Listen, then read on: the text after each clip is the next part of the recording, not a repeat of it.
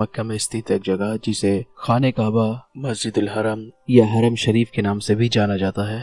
मुसलमानों के लिए यह एक बेहद पवित्र स्थान है जहां पूरी दुनिया से लोग हर साल हज करने जाते हैं। हज के अलावा भी यहाँ पूरे साल श्रद्धालुओं का आना जाना लगा रहता है।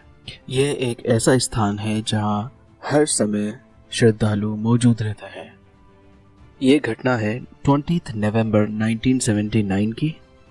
इस्लामिक कैलेंडर के हिसाब से मुहर्रम की पहली तारीख और इस्लाम को 1400 साल पूरे हुए थे। सुबह 5 बजे के आसपास फजर की नमाज पूरी होते ही नमाज पढ़ा रहे इमाम को कुछ हथियारबंद लोगों ने घेर लिया और माइक अपने कब्जे में ले लिया। उस समय हजारों की तादाद में हरम शरीफ में लोग मौजूद थे और कुछ गोली चलने की आवाज भी आने लगी। अफरा तफरी का माहौल बन चुका था और फिर वहां मौजूद पिलग्रिम्स को बंधक बनाना शुरू कर दिया गया। और फिर एक व्यक्ति जिसका नाम जुहैमान अल-कुतैबी था, उसने माइक पर चिल्लाना शुरू किया कि इमाम मेहंदी आ गए हैं और वो हमारे बीच मौजूद हैं।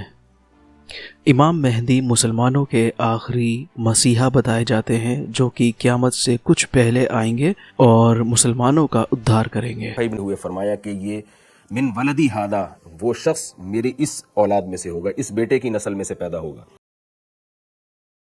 और वो शख्स से मुराद है हज़रत मेहदी अलैहिस्सलातु वस्सलाम, जो इस उम्मत की इस्लाह के लिए आएंगे। हज़रत ईसा अलैहिस्सलातु वस्सलाम के दौर में हज़रत ईसा अलैहिस्सलाम हज़रत मेहदी के बाद आएंगे, हज़रत मेहदी पहले आएंगे हज़रत ईसा से।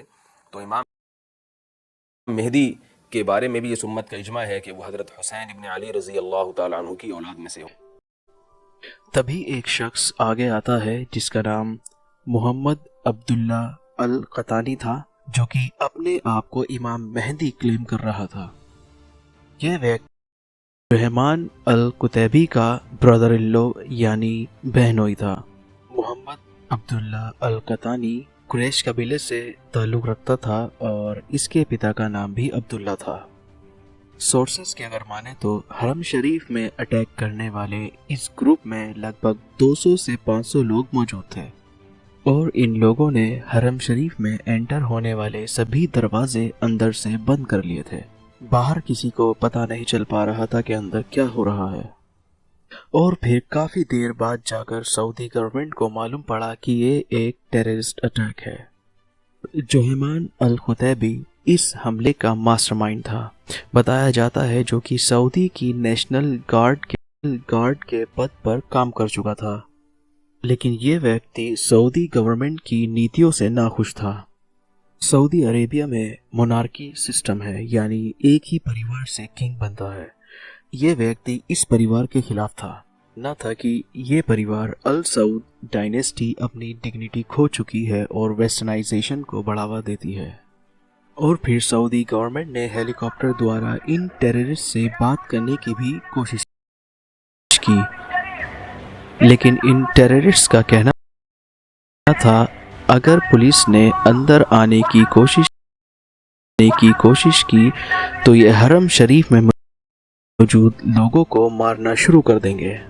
सऊदी गवर्नमेंट कंफ्यूज थी कि इसको हैंडल कैसे किया जाए, क्योंकि हरम शरीफ पूरी दुनिया के मुसलमानों के लिए एक बेहद पवित्र स्थान है और ऐसे स्थान पर वॉर होना या खून खराबा होना सही नहीं है।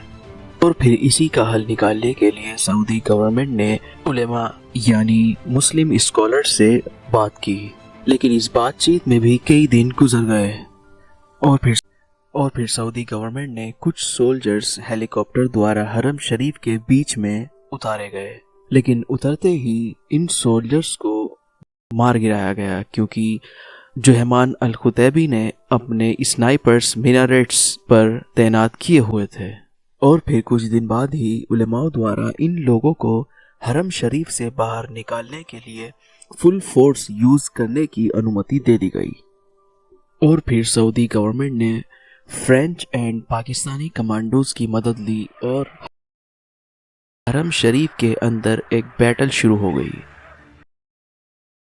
और फिर ये टेररिस्ट पीछे हटने पर मजबूर हो गए और बेसमेंट में जाकर छिप गए। बताया जाता है इन्हीं बेसमेंट में इन्होंने असला छुपाया हुआ था और कई दिनों तक ये बेसमेंट्स के अंदर से ही लड़ते रहे और फिर इन्हें बाहर निकालने के लिए सोल्जर्स द्वारा टीयर्स गैस का इस्तेमाल भी किया गया और कुछ सोर्सेज बताती हैं उसके बाद टायर्स जलाकर भी बेसमेंट्स में फेंके गए और फिर इन्हें बेसमेंट से बाहर निकालने के लिए बेसमेंट्स में पानी भर दिया गया और उसमें इलेक्ट्रिक वायर्स डाल दी गई।